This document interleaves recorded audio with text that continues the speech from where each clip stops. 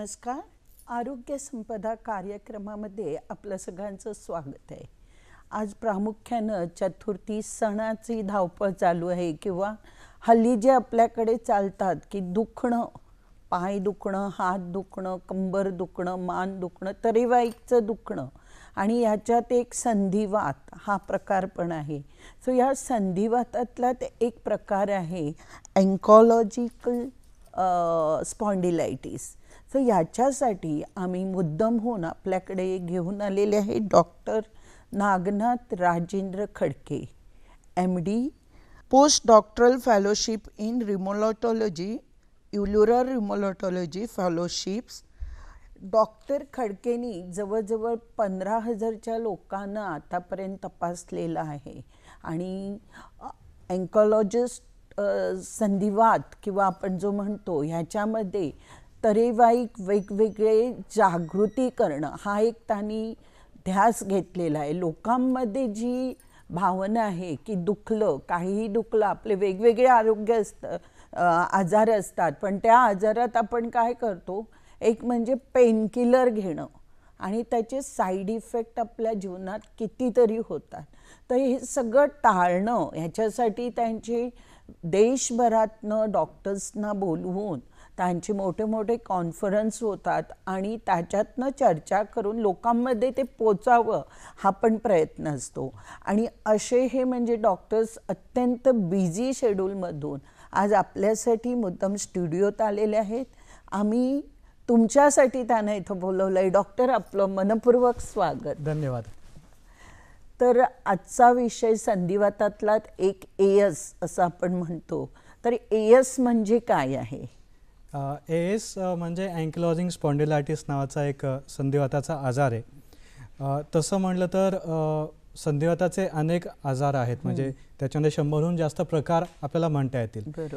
सुरुवातीला थोडंसं आपण लक्षात घेतलं पाहिजे की जेव्हा आपण वात म्हणतो, आपण जो बोलीभाषेत वात म्हणतो तो, आणि वैद्यकीय भाषेमध्ये आम्ही ज्याला आर्थरायटिस म्हणतो, याच्यामध्ये बराचसा फरक आहे. अच्छा. म्हणजे उदाहरण घ्यायचं झालं तर तुम्ही सियाटिका म्हणाल किंवा फ्रोझन शोल्डर म्हणाल, असे जे आपण म्हणतो, गुडघ्यामध्ये पण दुखतं, गुडघे दुखणं म्हणा, व्हेरिकोज, हे सगळे जे प्रकार आहे ते वातमध्ये येत नाही. बोलीभाषेमध्ये आपण त्यांना वात जरी म्हणलं तरी वैद्यकीय भाषेत हे सगळे प्रकार वेगळे आहेत. म्हणजे फ्रोझन शोल्डर हा सॉफ्ट टिश्यू रुमॅटिझम मध्ये येतो. गुडघ्याचं दुखणं जास्त करून जे आपण वयानुसार दिसतं आपल्याला, ते ऑस्टिओआर्थरायटिस मध्ये येतं. हातांचा वेडेवाकडेपणा जो आपण बघतो तो रुमॅटॉइड आर्थरायटिस मध्ये येतो. आजचा जो आपला विषय आहे कंबरदुखी, हा अँकिलॉजिंग स्पॉन्डिलायटिस मध्ये येतो. म्हणजे बोलीभाषेमध्ये सगळे जरी आपण वात म्हणत असलो तरी वैद्यकीय भाषेत त्यांना ते वेगवेगळे आजार आहेत आणि त्यांना वेगवेगळी नाव आहेत.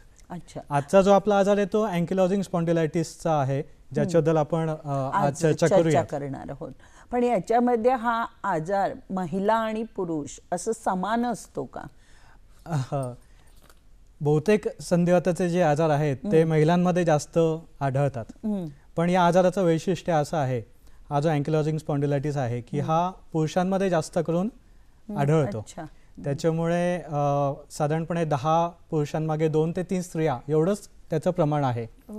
आणि हा जो आजार आहे अँकिलॉजिंग स्पॉन्डिलायटिस, हा सिरोनेगेटिव्ह स्पॉन्डिलोआर्थरायटिस नावाच्या एका गटामध्ये येणारा, वाताच्या एका गटामध्ये येणारा आजार आहे, ज्याच्यामध्ये बाकीचे काही आजार असतात. साधारणपणे सोरायटिक आर्थरायटिस, रिॲक्टिव्ह आर्थरायटिस किंवा inflammatory bowel disease related arthritis, असे हे प्रकार आहेत. त्याच्यामध्ये अँकिलॉजिंग स्पॉन्डिलायटिस हा पण येतो. पण याच्यामध्ये हा होण्याचं कारण काय असतं? बहुतेक संधिवात किंवा आपण आर्थरायटिस म्हणूया, हे होण्याचं कारण आनुवंशिकता किंवा जनुकीय असू शकतं. म्हणजे जनुकीय बॅकग्राऊंड एक आपल्याला म्हणता येईल की ती असली पाहिजे. आणि जर अशी बॅकग्राऊंड असेल किंवा तुमच्या घराण्यामध्ये असेल, आनुवंशिकता असेल, तर अशा लोकांमध्ये मग एखादं कारण निमित्त पुरेसं ठरतं. मग जसं की प्रेग्नन्सी, गरोदरपणा म्हणू शकतो आपण, रजोनिवृत्ती म्हणू शकतो आपण, एखादा मोठा आघात, अपघात, बैठक काम, सर्जरी मोडतं का? नाही. जे कारण निमित्त जे आहेत हे काहीतरी असे मोठे जे इन्फेक्शन म्हणा, आजार म्हणा, असं काही तुम्हाला झालं तर त्याच्यामध्ये त्याची सुरुवात होते. पण मूळ उत्पत्ती ही आनुवंशिकता किंवा जनुकीय. ओके. सो नॉर्मली हा तसा होत नाहीये, म्हणजे सीझनल. हल्ली काही वात असं म्हणतात की AC मुळे होते, जास्त AC वापरल्यामुळं. नाही, त्याच्यामुळे सुरू होत नाहीत वात, सीझनल नसतात. पण समजा एखाद्याला संधिवात आहे, रुमॅटॉइड आर्थरायटिसचं उदाहरण घेतलं, आणि जर असा रुग्ण समजा त्याचं काम हे दिवसभर AC मध्ये असेल तर त्याचं दुखणं वाढतं. त्याच्यामुळे सुरू होत नाही, पण सारखं थंड वातावरणामध्ये राहिल्यामुळे त्याचं दुखणं वाढू शकतं. आणि ती रुक्षता येऊन हाडांना झीज होते का? हो.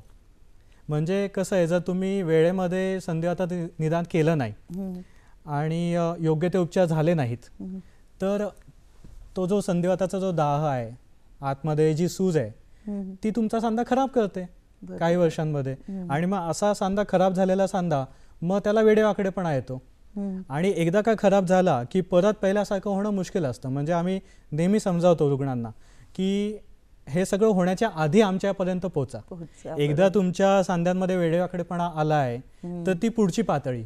मग आपण पहिल्या पातळीवरती परत येऊ शकत नाही, पहिल्यासारखं आपल्याला प्राप्त होऊ शकत नाही. हालचाल म्हणा किंवा ती जी आपली हे आहे ती प्राप्त होऊ शकत नाही. त्याच्यामुळे वेळेमध्ये येणं महत्त्वाचं.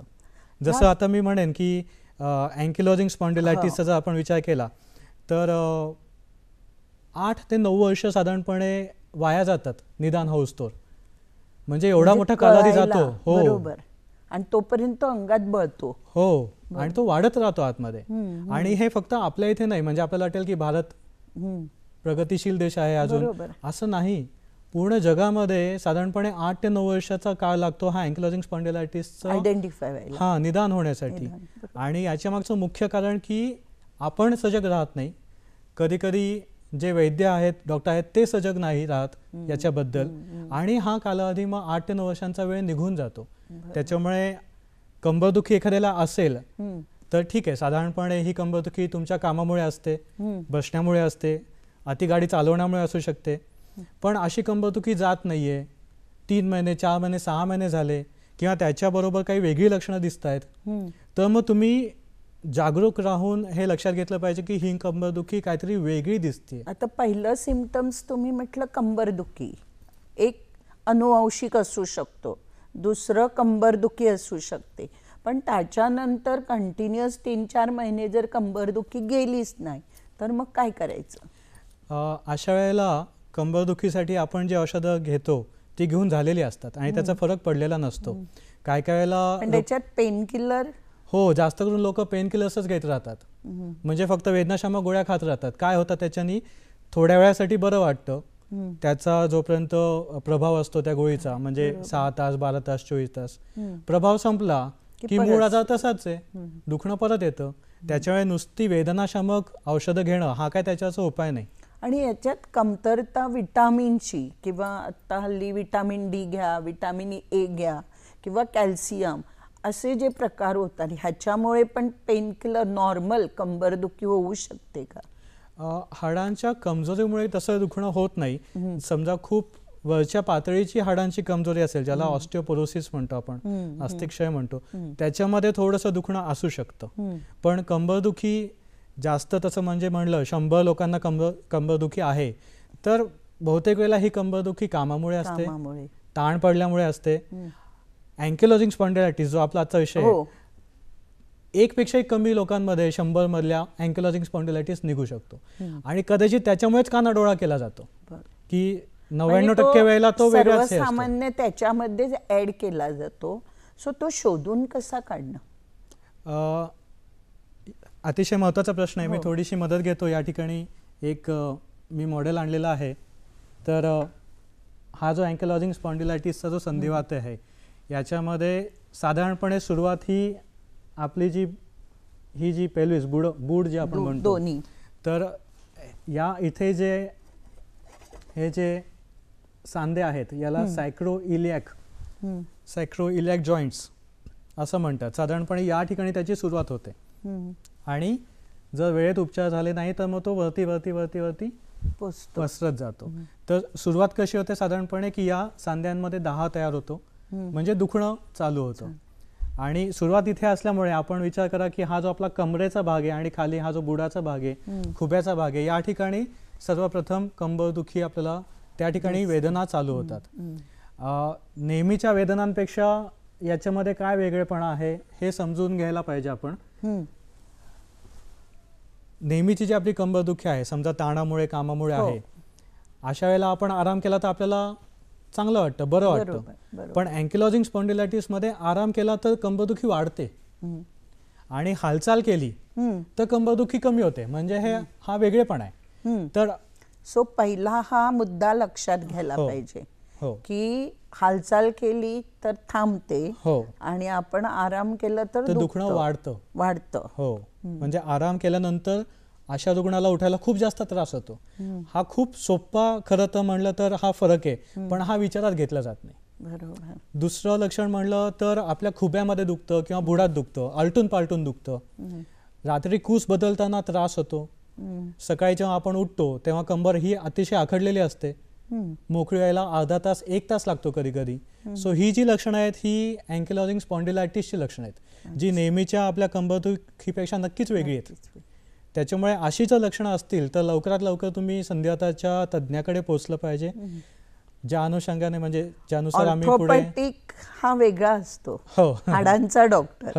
म्हणजे आपण कोणाकडे जायचं हे पण व्यवस्थित, बरोबर, म्हणजे त्याचं निदान जर अचूक झालं तर तो 8-9 वर्षाचा काळ जो आहे, जो मध्ये आपल्याला म्हणजे निदान करायलाच लागतो, तो कमी होईल. बरोबर आहे. सो ऑर्थोपेडिक हा हाडांचा डॉक्टर आहे. बरोबर आहे. सो याच्या शिवाय आपण कोणाकडे जायचं?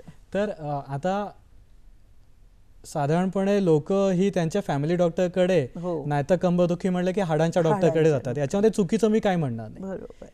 संधिवाताचे तज्ज्ञ तुम्ही म्हणलात तर हे हाताती मोजण्या इतके पण नाहीत. बरोबर. त्याच्यामुळे सर्वदा किंवा साधारणपणे रुग्णाला पहिला आसरा त्यांचाच घ्यावा लागतो. पण अशा वेळेला रुग्णांनी आणि जसं मी मागाशी म्हटलं डॉक्टरांनी दोघांनी सजग राहण्याची गरज आहे. तुम्ही तुमचे नेहमीचे उपचार करून झाले आणि फरक पडत नाही याचाच अर्थ की हे काहीतरी वेगळं दुखणं आहे. मग अशा वेळेला तुम्ही संधिवाताच्या तज्ज्ञाकडे पाठवलं पाहिजे. असे रुग्ण जेव्हा आमच्याकडे येतात तेव्हा आम्ही आमच्या पद्धतीने त्यांची तपासणी करतो आणि जर आम्हाला त्याच्यामध्ये वाटलं की हा संधिवात अँकिलॉजिंग स्पॉन्डिलायटिस असू शकतो तर मग त्याच्यासाठी काही रक्ताच्या तपासण्या म्हणा किंवा एक्सरे म्हणा किंवा अगदी सुरुवातीचा जो अँकिलॉजिंग स्पॉन्डिलायटिस आहे जो कदाचित एक्सरेमध्ये दिसणार नाही, रक्ताच्या तपासणीमध्ये दिसणार नाही, तर तो MRI मध्ये दिसू शकतो. मग अशा वेळेला MRI करणं गरजेचं असतं ज्यामुळे लवकर निदान होऊ शकेल. म्हणजे आपण निदान करताना किंवा प्रिस्क्राईब करतो, पहिली म्हणजे आपण आयडेंटिफाय डॉक्टर केले, डॉक्टर नंतर पहिली त्याला MRI मध्ये सुरुवात झालेली करू शकतो, तर त्याच्या परिणामी जाऊ शकता. पण याच्यासाठी आराम चांगला की व्यायाम करणं चांगलं की मेडिसिन चांगलं? सुरुवातीच्या काळामध्ये जेव्हा संधिवात बळावलेला असतो त्यावेळेला पहिली गोष्ट म्हणजे संधिवात आटोक्यात आणणं. संधिवात बळावलेला आहे त्याच्यामध्ये तुम्ही व्यायाम केला तर तुम्ही जास्त ताण देताय तुमच्या शरीरावरती, जे चुकीचं आहे. त्याच्यामुळे साधारणपणे पहिले 2-3 महिने आम्ही संधिवात आटोक्यात आणण्याचा प्रयत्न करतो लवकरात लवकर, आणि त्याच्यानंतर मग आपण व्यायाम आणि मग बाकीच्या सगळ्या गोष्टी त्याच्यामध्ये येतातच. आहार, व्यायाम, विहार, विचार, हे सगळ्या गोष्टी त्याच्यामध्ये येतातच. आणि ज्या महत्त्वाच्या पण आहेत अँकिलॉजिंग स्पॉन्डिलायटिसमध्ये तर जास्त विशेष करून महत्त्वाच्या आहेत. आपण व्यायाम करतो की नाही, दररोजच्या दररोज करतो की नाही, कुठल्या प्रकारचा व्यायाम करतो. तर साधारणपणे अँकिलॉजिंग स्पॉन्डिलायटिस हा जो आजार आहे त्याच्यामध्ये ताठरता येते आपल्या मणक्यामध्ये, मणके आपले ताठ होत जातात, आखडतात. आणि सुरुवातीला फक्त आखड असते, पण जो मी म्हणलं तसं उपचार झाले नाहीत तर आतमध्ये पूर्ण कॅल्शियम किंवा ज्याला अँकायलोजिंग आम्ही म्हणतोय, म्हणजे हाडं एकमेकांना जुळायला लागतात आणि तुमचा पूर्ण मणका हा एक हाड बनून जाऊ शकतो, ज्याला आम्ही बांबू स्पाइन असं म्हणतो. तर ही सुरुवातीची आखड ही फक्त वेदनांमुळे असते, पण उपचार झाले नाहीत तर ती खरीखुरी होते. म्हणजे असे रुग्ण मान पण हलू शकत नाहीत त्यांची. आणि मग त्यांच्या बाकीच्या ऍक्टिव्हिटीज म्हणजे बसणं, झोपणं हे सगळं ताठरतं. हो, सगळ्यांमध्ये त्रास होऊ शकतो. साधी कूस पालटायला अतिवेदना होतात. आता तुम्ही विचार करा, समजा एखाद्याची मान ताठ झाली आहे, गाडी चालवणं त्याला किती अवघड होऊ शकतं, कारण त्याला या आरशामध्ये इकडच्या आरशामध्ये बघायला मिळतच नाही, त्याची मान सरळ. असं असं बघायला मिळत नसेल तर म्हणजे किती असे अवघड. पेन्स आले तरी सुद्धा हा आजार आहे, आपल्याला याची टेस्ट करणं गरजेची आहे. हो, याच्यासाठी एक म्हणजे रक्ताची हे एक तपासणी हो आहे, HLA-B27 नावाची. प्रत्येक वेळेला ती पॉझिटिव्ह असेल असं नसतं, पण पॉझिटिव्ह असल्यावरती खात्री पटते. आणि आता बऱ्याच ठिकाणी अच्छा ही चाचणी करतात. उपलब्ध आहे, करता येते. आमच्या क्लिनिकमध्ये सुद्धा होते. पॅथॉलॉजीमध्ये. हो हो, साधारण 2 दिवसामध्ये रिपोर्ट Reports तुम्हाला येतात. मिळतो आणि एकदा रिपोर्ट आला की तुमची खात्री पटते. बरोबर. पण ह्याला तुम्ही ट्रीटमेंट देताना कसं देतात, ॲलोपॅथिक का आयुर्वेदिक? ॲलोपॅथी ट्रीटमेंट मी Prefer. देतो. हो, म्हणजे माझी प्रॅक्टिस ही ॲलोपॅथीमधली आहे. मी आहे. MD मेडिसिन केल्यानंतर हो, बरोबर. फेलोशिप केलेलं आहे आणि चांगले उपचार आहेत याच्यामध्ये. अच्छा. सुरुवातीला जसं तुम्ही सांगितलं, जो मुद्दा मला अतिशय पटला, हो. की लोक फक्त वेदनाशामक गोळ्या हो ना. आणि काय काय वेळेला स्टेरॉइड्स. नाही, आणि आपण किती वर्ष ते घेतो, हो. म्हणजे त्याला पण एक मर्यादा नाही. फार्मसीमध्ये जाणं किंवा आपल्याकडे आता गुगल डॉक्टर आहेत, आपण म्हणजे काही पेन झालं म्हणजे आता आपण म्हणतो का हा एक आजार आज तुमच्यामुळे आम्हाला कळला, पण ह्याच्याशिवाय आपल्या महिलांना तर आत्ता चतुर्थी आहे, कितीतरी म्हणजे पायाच्या तळव्यानं वेदना होणं, व्हॅरिकोज, सायटिकास किंवा कंबरदुखी, आणि चतुर्थी आहे, काम करायचं आहे, आम्ही गोळ्या घेतो. So, हा प्रकार कमी होण्यासाठी काय करायला इन जनरल? हो. म्हणजे ह्याच्यासोबत बोलताना आता असंख्य गृहिणी महिला आहेत आपल्या, आणि चतुर्थीचा किंवा कामाचा कुठलाही सणाचा ताण असतो, त्यावेळेला या महिलांना ॲक्च्युली काय करायला पाहिजे? अतिशय चांगला प्रश्न मी म्हणेन आणि त्याचं उत्तर सोपं आहे तसं म्हणलं तर. आता तुम्ही विचार करा की तुम्हाला आजार आहे, आपण एक संधिवात म्हणू, अँकिलोजिंग स्पॉन्डिलायटिस म्हणू, कुठलाही म्हणू, कुठलाही. आणि त्याच्यामुळे तुम्हाला दुखणं आहे. आता तुम्ही वेदनाशामक गोळ्या घेऊन काय करताय, फक्त तुमचं दुखणं दाबताय. बरोबर. तुमचा टेम्पररी रिलीफ. आजार आहे तसाच आहे. त्याच्यामुळे जोपर्यंत तुम्ही आजारावरती उपचार करत नाही तोपर्यंत तुम्हाला नाहीतर मग गोळ्या खातच राहाव्या लागतात. म्हणजे तुम्ही जे मूळ कारण आहे त्याच्याकडे तुम्ही दुर्लक्ष करता आणि त्याचं जे लक्षण आहे फक्त की बाबा मला दुखणं आहे, दुखतंय, मग मी वेदनाशामक गोळ्या घेतो, तसं करत राहता तर ते चुकीचं आहे. कारण त्या गोळ्यांना भरपूर असे दुष्परिणाम असतात, हे आपल्या सगळ्यांना माहिती आहे. पण तरी पण लोक तात्पुरती गरज म्हणून ते घेत राहतात, त्याची सवय लागते आणि मग ते चक्र चालू राहतं आणि मूळ आजार आणि त्याचे उपचार बाजूला राहतात. बरोबर. साधा एक अजून सोप्या प्रकारे सांगायचं झालं, समजा ताप आला, तुम्ही तापाची गोळी घेतली, तुमचा ताप कमी होईल, पण तुमचा ताप मलेरियामुळे असेल, जोपर्यंत मलेरियाला तुम्ही उपचार देत नाही तोपर्यंत ताप येतच राहील ना. त्याच्यामुळे तुम्हाला जे मूळ कारण आहे, आता हे जे तुम्ही सांगितलं याच्यामध्ये मूळ कारण वात आहे, त्या वाताचे उपचार झाले पाहिजेत. आणि हा वात कुठल्याही प्रकारचा असू शकतो, म्हणजे तो विषयच वेगळा आहे, आपण कधीतरी घेऊया. आत्ता आपण जे AS बद्दल बोलत होता, त्याची ट्रीटमेंट किती दिवस चालते? AS सगळ्यात पहिल्यांदा निदान वेळेत होणं महत्त्वाचं आहे. आता जसं मी म्हणलं की 8-9 वर्ष गेलेली असतात आमच्याकडे रुग्ण पोहोचेस तर, मग अशा वेळेला आपण आटोक्यात आणण्याचा प्रयत्न करतो. पहिली गोष्ट, तो समूळ नष्ट होईल असं काही 8-9 वर्षांचं सांगता येत नाही, पण तुम्ही सुरुवातीच्या काळामध्ये योग्य वेळेमध्ये, मी म्हणेन समजा संधिवाताच्या तज्ज्ञाकडे पोचलात आणि चांगले उपचार घेतले तर काही वेळेला असं आम्ही बघतो की तो आजार पूर्णपणे थंड होतो असं म्हणू शकतो आपण. परत येण्याचा धोका असतो पण तो पूर्णपणे थंड होऊ शकतो. म्हणजे याच्यामध्ये एक माझं उदाहरण मी देईन तुम्हाला. फोंड्याला एक तरुण मुलगा 30-32 वर्षाचा माझ्याकडे आला, ज्याला असंच 8-9 वर्ष त्रास होत होता, डोळ्यांना सूज येत होती. अँकिलोजिंग स्पॉन्डिलायटिस मध्ये अशा प्रकारची सूज येते, म्हणजे काही वेळेला लक्षणं ही वेगळी असू शकतात. शौचाला रक्त पडणं, वजन कमी होणं, ताप येणं, डोळे सुजणं, अंगावरती सोरायसिसचा असेल तर अंगावरती पुळ्या उठणं किंवा सोरायसिसचे डाग पडणं असं असू शकतं. तर याला डोळ्यांना त्रास होत होता, कंबरदुखी होती आणि हे सगळं 8-9 वर्ष चालू होतं. आणि त्याला अक्षरशः माझ्याकडे खुर्चीवरती बसून, व्हीलचेअरवरती बसून आणलं होतं आणि हातामध्ये तो एक पत्र घेऊन आला होता की तो ज्या ठिकाणी काम करतोय त्या ठिकाणी त्याला 1 महिन्याची नोटीस मिळाली होती की 1 महिन्यामध्ये रुजू झाला नाही तर कामावरून काढून टाकण्यात येईल. म्हणजे इतका बळावलेला होता. पण त्या वेळेला त्या रुग्णांनी योग्य प्रकारे मी सांगतो त्याप्रमाणे उपचार केले. आम्ही त्याच्यासाठी काही नवीन औषधं वापरली, इंजेक्शनं वापरली त्यावेळेला. आणि मला वाटतं की साधारण एक 3 ते 4 महिने फक्त आम्ही ती इंजेक्शनं वापरली असतील, जी नवीन बायोलॉजिक ट्रीटमेंट ज्याला आम्ही म्हणतो. आणि आज तोच मुलगा त्याच कंपनीमध्ये मॅनेजर झालेला आहे. जिथून त्याला नोटीस आली होती तिथेच तो आता त्या खुर्चीत जाऊन बसलेला आहे. सो वेळेत येणं महत्त्वाचं, योग्य उपचार होणं महत्त्वाचं. उपचारामध्ये 2 प्रकार असतात. एक म्हणजे परंपरागत औषधं ज्याला आम्ही म्हणतो, वाताची, आर्थरायटिसची, जी गेले अनेक दशकं आपण वापरतोय. आणि दुसरा जो आहे, गेल्या 2 ते 3 दशकांमध्ये काही बदल झाले. आधुनिक वैज्ञानिक संशोधनाद्वारे काही विशिष्ट औषधं तयार केली गेली आहेत, काही इंजेक्शन तयार केली गेली आहेत, ज्याला प्रतिजैविक, म्हणजे त्याच्यामध्ये प्रथिनं असतात किंवा अँटीबॉडी असतात.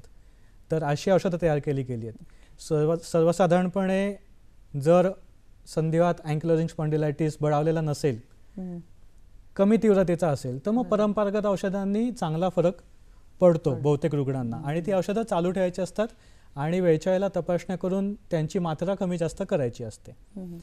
आता जो आपला AS आहे तो झाला, कळलं, निदान पण झालं, पण हे करत असताना ह्याला व्यायाम कुठला करायचा आणि आहार कुठला घ्यायचा? जसं मी म्हणलं तसं पहिले 2 ते 3 महिने योग्य उपचार करून AS अँकिलोजिंग स्पॉन्डिलायटिस आटोक्यात आला की याच्यामध्ये आपण व्यायाम करायला हरकत नसते. जसं मी मगाशी सांगितलं की हा जो आजार आहे अँकिलोजिंग स्पॉन्डिलायटिस AS, याच्यामध्ये ताठरता येते. तर तुम्हाला असे व्यायाम करायचे आहेत की ज्याच्यामध्ये शरीराची लवचिकता वाढेल. विरुद्ध जर तुम्ही असे व्यायाम केले की ज्याच्यामध्ये अजून ताठरता येणार असेल, म्हणजे आजकालची नवीन पिढी काय करते, जिममध्ये जाते, वजन उचलते, ज्याच्यामध्ये अजून जास्त ताठरता येते. त्याच्यामुळे लवचिकता आणणारे व्यायाम करायला पाहिजेत. जसं की पोहणं हा एक उत्तम व्यायाम आहे अँकिलोजिंग स्पॉन्डिलायटिसमध्ये. सायकल चालवणं. पण पोहणं होऊ शकतं एवढ्या? होऊ शकतं. सूर्यनमस्कार, ज्याच्यामध्ये पूर्ण शरीराची हालचाल होते, किती छान व्यायाम आहे. किंवा योगा, हे व्यायाम करायला काहीच हरकत नाही. आणि एकदा आटोक्यात आला की मग कमी प्रमाणामध्ये तुम्ही कुठलाही व्यायाम तुम्हाला पाहिजे तो करू शकता. मग तुम्ही धावणं, पळणं, चढायला जाणं, थोडंफार जिम ज्याला आवडतं त्याला, तेही करू शकता. बरोबर. आणि याच्यात आहारामध्ये काय, म्हणजे व्हेज, नॉन व्हेज ह्याच्यामध्ये काय येतं, म्हणजे याला काय, कशाची गरज असते? ॲलोपॅथीमध्ये साधारणपणे असं समजतात की जे नॉनव्हेज, मांसाहारी जो आहार आहे तो वातपूरक आहे, म्हणजे त्याच्याने वात वाढतो. त्याच्यामुळे मांसाहार टाळणं, कमी करणं हे गरजेचं आहे. मांसाहारामध्ये सुद्धा लाल मांस हे शक्यतो पूर्णपणे टाळलं पाहिजे. म्हणजे मटन, बीफ, पोर्क हे जे प्रकार आहेत हे पूर्णपणे टाळले तर चांगलं. बाकी जे मांस आहे, चिकन म्हणा किंवा आपल्या इथे गोव्यामध्ये मासे म्हणा, तर कमी अधिक प्रमाणामध्ये थोडंफार चालू शकतं. जशी आयुर्वेदामध्ये अतिशय जास्त बंधनं असतात, तेवढी बंधनं ॲलोपॅथीमध्ये गरज नसते तेवढ्या बंधनांची, कारण मुळातच औषधं ही जास्त परिणामकारक असतात. पण तरी मांसाहार, त्यातल्या त्यात लाल मांस टाळणं चांगलं. शाकाहारी असणं कधी पण उत्तम. शाकाहारामध्ये सगळं चालतं. आजकाल असंही आम्हाला खूप लोक विचारतात किंवा असाही समज आम्हाला दिसतो की दूध घ्यायचं नाही किंवा दुग्धजन्य पदार्थ घ्यायचे नाहीत. तर त्याच्या मागे मला नाही वाटत की असं काही सखोल अभ्यास झालेला आहे किंवा एखादी ट्रायल झालेली आहे आणि त्याच्यामधून हा निष्कर्ष समोर आला आहे. त्याच्यामुळे आम्ही अशा प्रकारे कुठली बंधनं सहसा घालत नाहीत. लाल मांस मात्र टाळायला पाहिजे. पण हा आजार तुम्ही म्हणतात 10 जणांची टेस्ट केली की 2 जणांनाच होतो. 100 मध्ये एखाद्याला असतो. 100 मध्ये म्हणजे पर्सेंटेज तशी हो, हा तसा खूप दुर्मिळ आजार आहे. दुर्मिळ आहे आणि तो अनुवंशिक असू शकतो असा एक तुमचा हे आहे. म्हणजे तो पूर्वी कोणाला आई बाबांना कोणाला असेल तरच तो त्याच्या आधीच्या पिढीमध्ये कोणाला असू शकतो. म्हणजे याला असं स्पेसिफिक रिझन नाही की हा कशामुळे होईल किंवा असं काही नाहीये. आणि ट्रीटमेंटमुळे तो बरा पण होऊ शकतो. तर बरा होऊ शकतो म्हणजे तो एक्स्ट्रीम असं ऑपरेशन वगैरे करण्याचे अशा काही केसेस आहेत का? नाही, म्हणजे अँकिलोजिंग स्पॉन्डिलायटिस मध्ये मणक्यामध्ये जे बदल घडत आहेत त्याच्यासाठी ऑपरेशन नसतं. पण अँकिलोजिंग स्पॉन्डिलायटिस मध्ये काही काही वेळेला खुबे तुमचे जे असतात ते झिजून जातात. अशा वेळेला मग आपण हाडांच्या डॉक्टराची, ऑर्थोपेडिक सर्जनची मदत घेऊन खुब्यांचं प्रत्यारोपण करू शकतो, ट्रान्सप्लांट करू शकतो. सो तो एक भाग आपण त्याच्यामध्ये विचार करू व्हेरी शकतो. रेअर, म्हणजे व्यवस्थित ट्रीटमेंट, निदान, हो. म्हणजे ज्या योग्य वेळेस ते आपल्याला आयडेंटिफाय झालं, डायग्नोसिस, आणि त्याच्यावर व्यवस्थित आपण निदान केलं आणि ट्रीटमेंट घेतली तर हा आजार बरा होऊ शकतो. हो, आपण तिथपर्यंत पोहोचूच द्यायचं नाही रुग्णाला किंवा रुग्णाच्या आजाराला, की ज्या ठिकाणी आपल्याला बाकीच्या गोष्टींचा, जसं तुम्ही म्हणला की ऑपरेशनचा विचार करायला लागेल. आपण आधीच त्याला आटोक्यात आणायचं, याच्यासाठी चांगली चांगली औषधं मी म्हणलं तसं आपल्याकडे उपलब्ध आहेत. आधुनिक उपचार सगळे आलेले आहेत, इंजेक्शन्स वेगवेगळे आलेले आहेत. तर ह्याच्यातनं हा आजार, म्हणजे आम्ही दर्शकांना सांगू शकतो की हा आजार बरा होऊ शकतो, घाबरण्याचं कारण नाही. पण हे सगळं आपण करत असताना मी मगाशी जसं म्हटलं, आपल्याकडे वेळ पण कमी आहे, पण एक जाता जाता आपण संधिवात आणि महिला याच्यासाठी तुम्ही काय सांगू शकाल श्रोत्यांना? म्हणजे गोळ्या आणि स्टेरॉइड आणि पेनकिलर हे बंद करून संधिवात कसा घालवू शकतो? हो, तर मी काही मोजक्या गोष्टी जाता सांगू इच्छितो. आपल्याकडे महिला सगळंच काम करत असतात, घरातलं सगळं काम आणि कधी कधी बाहेरचं पण काम. त्याच्यामुळे महिलांवरती ताण असतो, कामाचा ताण असतो, काम त्या वेळेत करण्याचा ताण असतो. अशा वेळेला जी दुखी असते, पाठदुखी, कंबरदुखी, मानदुखी, सांधेदुखी, याच्याकडे दुर्लक्ष करू नका. हा सगळ्यात पहिल्यांदा मौल्यवान असा सल्ला मी देईन. तुम्ही तात्पुरता वापर केलात वेदनाशामक गोळ्यांचा, 1 दिवस 2 दिवस, तेवढं तुमचं झालं की तुम्ही लवकरात लवकर एखाद्या तज्ज्ञाकडे जा, योग्य निदान करून घ्या, योग्य उपचार चालू करा, त्याच्याकडे कानाडोळा करू नका. हा महत्त्वाचा भाग त्याच्यामध्ये आहे. आणि विटामिन डिफिशियन्सी ह्याच्यामध्ये आणि मेनोपॉज हे याला कनेक्टेड आहे का? नाही, पण मेनोपॉज, रजोनिवृत्ती झाली की महिलांमध्ये आणि जी हाडं असतात त्यांच्यामधलं विटॅमिन डी हे अतिशय कमी होऊन जातं आणि अल्पावधीत कमी होतं ते. त्याच्यामुळे काही ऑस्टिओपोरोसिस किंवा काही दुखणी ही येतात. तर मग विटॅमिन डी आहारामध्ये आपण काही घेऊ शकत नाही, कारण ते आपल्याला सूर्यप्रकाशातून मिळतं. पण विटॅमिन डीची आपल्याला औषधं मिळतात. सकाळच्या वेळेला सूर्यप्रकाशात चालणं हा एक चांगला त्याच्यावरती मार्ग असू शकतो. तर त्या गोष्टींकडे आपण लक्ष दिलं पाहिजे. आणि जसं मी म्हणलं तसं की महिलांनी स्वतःला थोडासा वेळ दिला पाहिजे, स्वतःच्या स्वास्थ्याबद्दल थोडंसं जागरूक राहिलं पाहिजे.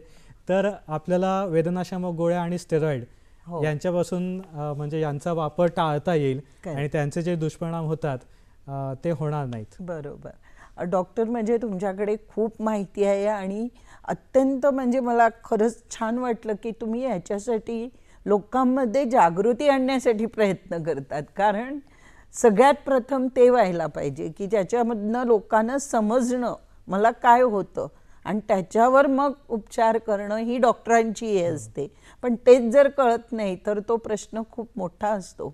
आणि ह्या तुमच्या अत्यंत म्हणजे बिझी शेड्यूलमध्ये तुम्ही आम्हाला आज फोंडा, पणजी, बेळगाव, पुणा, म्हणजे ह्या धावपळीत सुद्धा तुम्ही आम्हाला आज शॉर्ट नोटीसमध्ये वेळ दिला, त्याबद्दल मी खरोखरच दूरदर्शनच्या वतीनं आणि समस्त आमच्या दर्शकाच्या वतीनं तुमचे आभार मानते. मला पण तुमचे आभार मानायचे आहेत. मला दुसऱ्यांदा संधी उपलब्ध करून दिलीत. मागच्या वर्षी पण एक छोटासा कार्यक्रम दूरदर्शन गोवासाठी केला होता.